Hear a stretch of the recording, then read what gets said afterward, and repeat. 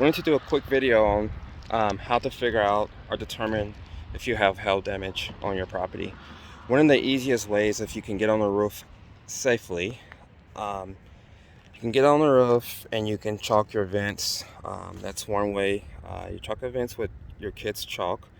And I'm gonna flip this around here in a second and just kind of show you. So up on the roof, again, make sure you're safe. And one of the easiest ways to do this is you take chalk, your kids' chalk, and you chalk the vents. And as you can see, if you have hits, this is what it's gonna look like. I don't like chalking all the vents, but here's another one. This one's really beat up. I really didn't even need the chalk because, as you can see, it's pretty obvious. And then this one. So you see the hits. This is what we're looking for. Little hits like that. And then, just checking all the soft metals on the roof. It's one of the easiest ways.